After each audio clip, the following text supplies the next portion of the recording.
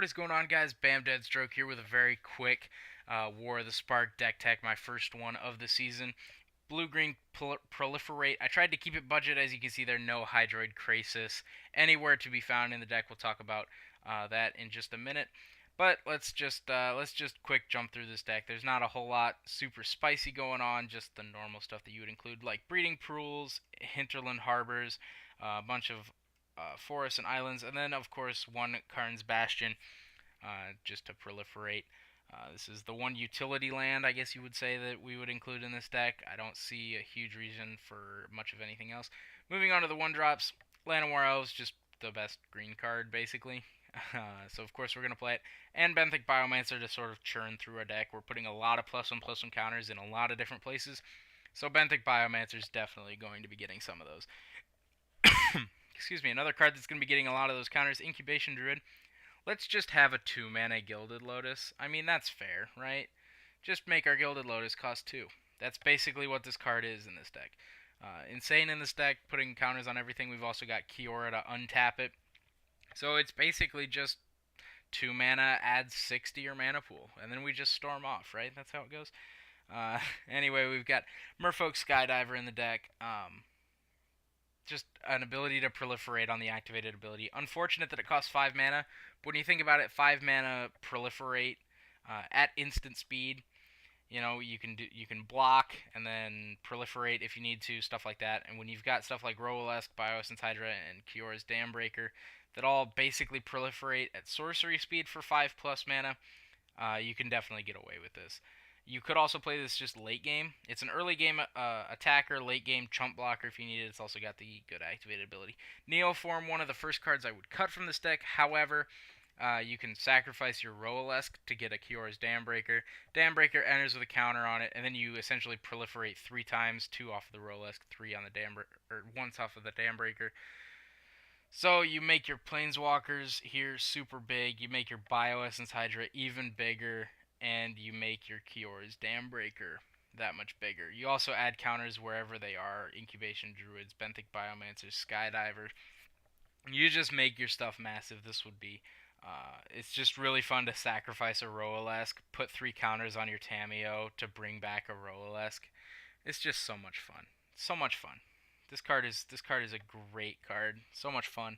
It is one of the weaker cards just because that combo doesn't always just win you the game, but it does do a lot. Evolution Sage, of course, we're including this. Whenever a land enters the battlefield under your control, proliferate. Because why proliferate for 5 mana when you can proliferate for +1 mana? I mean, it's just too good, guys. Unfortunately, we don't have any Growth Spiral and anything to proliferate at instant speed, but even at that, you know, you're proliferating whenever a land enters the battlefield. So it's very good in this deck. Kiora, like I mentioned, whenever a creature of power 4 or greater enters the battlefield under your control, draw a card. So we've got stuff like Roelesque, Bioessence Hydra, and Kiora's Dambreaker to activate that. I would also like to sure up this 3-drop as well as the 4-drop slot. Stuff like Zagana or Spark Double are in the sideboard. I could definitely see an argument for those being added to the main. Let me know what you guys think about how to sure up this 3 and 4-drop slot. Moving on, Tamiyo, Collector of Tales. Also, fun fact about Kiora. You can just play a Bioessence Hydra on turn 3 with Kiora, and you basically just win the game. So you Forest, Land of War Elves, land Kiora, and then turn 3 land of War Elves. Use Kiora to untap a land or a Land of War Elves. For 5 mana, play a Bioessence Hydra. It enters with 6 counters because that's how many Kiora has on her. And you play a turn 3 10/10. Take that, Mono Red. That's the way to beat Mono Red, is just play a turn 3 10/10 with Trample. And there you go. You've essentially won the game. So, moving on to the 4-drop slot, Tamiyo, Collector of Tales. Like I said, the -3 is the one that we're really focused on here. When we sacrifice our or when our Roelesque dies, we put 2 counters on it, which makes the -3 basically a -1.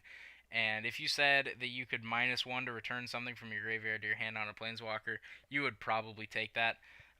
So like I said, Neoform, sacrifice the Rolex, get a Dam Breaker, puts 3 counters on Tamiyo, minus 3 Tamiyo, so basically free, get back Rolesk, and you just repeat the cycle.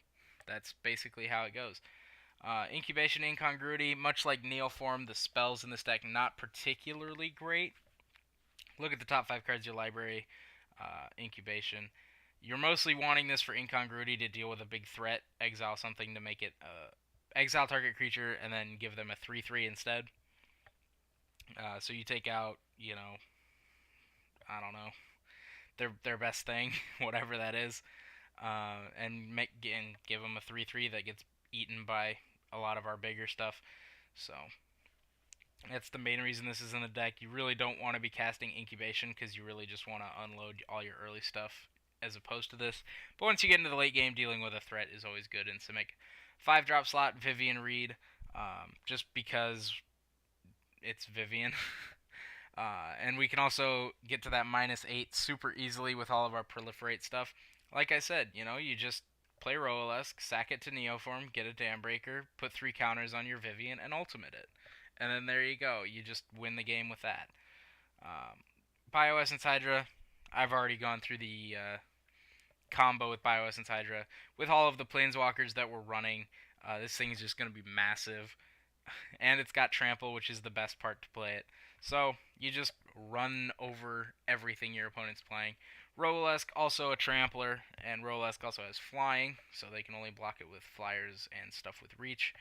And then when it dies, Proliferate, then Proliferate again. So in this deck, we're just proliferating all of the times. Vivian, Tamiyo, Kiora, Incubation Druid, Benthic Biomancer, Merfolk Skydiver, Bioessence Hydra. We've got so many things that this benefits, and it gives it an upside to dying, which, you never just want to chump block with this, but being able to proliferate twice makes you more okay with it.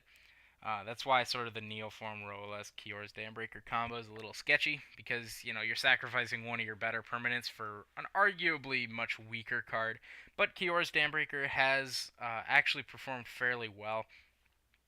And with Vivian Reed's ultimate, you just give it Vigilance, Trample, and Indestructible, and then you just win the game. So, Kiora's Dambreaker, if there's a better 6-drop, I haven't particularly found it for a cheap price tag, so I'm just rolling with Kiora's Dambreaker. Moving on to the sideboard, first thing you'll notice, there's 30 cards in the sideboard, but we'll get to the others later. Sideboard, weakest part of this deck. Lazotep Blading to give us and permanents we control hexproof until end of turn. Negate for all of your counter decks. Essence Capture for all of your creature decks. Just the best counter for this deck, putting counters on stuff. Spark Double, like I mentioned, to just copy one of our Planeswalkers or big things, and then make that copy bigger. It enters with an additional +1/+1 counter on it if it's a creature, or an additional loyalty counter if it's a Planeswalker, and if it's a legendary creature that it copies, or if it's a legendary permanent that it copies, the permanent or Spark Double is not legendary. So you can have 2 Kioras, or 2 Tamiyos, or 2 Vivians, or 2 Bioessence Hydras, even though that's not legendary. 2 Roalesk. There you go. Boom. Win the game. Return to Nature to deal with pesky artifacts and enchantments, as well as exiling stuff from the graveyard if we have to. Vivian to give all of our creatures Flash. We're mainly playing this for the static ability, casting our creatures as though they had Flash. We do use the -2 to just dig creatures out of our deck, and since we're proliferating, it gets to be, you -2, you get a creature, you proliferate again, whatever, and then you're back up to 4 loyalty. Also boosts our Bioessence Hydra, which is always nice. Zagana, Utopian Speaker. This is one of the better 4-drops for the deck, though I haven't been super impressed with it, actually. It does give creatures with +1/+1 counters on them Trample, and when it enters the battlefield, if we control another creature with a +1/+1 counter on it, we draw a card. So I could definitely see an argument for this being in the main board and running multiple copies. The 4th Bioessence Hydra and the 3rd Incubation Incongruity were basically because I ran out of stuff. And I ran out of stuff because there's a lot of stuff that you could add. Plain-Wide Celebration, 7 mana, we basically proliferate 4 times. We're not super concerned about the rest of the things. Hydroid Crisis I omitted because of the price tag. Ugin's Conjurant, I really wanted to play this card just because I like the artwork and I really wanted to play it. but it's just not a good card. If you play it as a 3/3 and then they shock it, it just becomes a 1/1 as opposed to becoming a 3/3 with 2 damage on it, which is just bad. So don't play this card. Jiang Yangu would be one of the other planeswalkers that I would include. We can -1 to put a +1/+1 counter on target creature, and creatures we control with +1/+1 counters on them can tap to add any mana. Biogenic Ooze, one of the bigger threats that you could add to this deck, though I think our top end is very solid as is. And also, if we're playing a big threat like this, we really want it to activate Kiora, the static ability of drawing a card, and this just doesn't, whereas the rest of our threats do. So that's the main reason that I left this out. I know it's not a great reason. I could definitely see an argument to include Biogenic Ooze. Shark to Crab is an interesting inclusion. Whenever we put a counter, one or more counters on it, tap target creature an opponent controls, that creature doesn't untap during its controller's next untap step. So you could definitely see an argument for this in a Proliferate deck. You put like 5 counters on it, you Proliferate 5 times, and you just tap down their team. So you could definitely see an inclusion for that. Song of Freyalise, mainly for the third part of the saga, put a +1/+1 counter on each creature you control. These creatures gain Vigilance, Trample, and Indestructible till end of turn. Just kind of a finisher for 2 mana. So you play this on turn 2.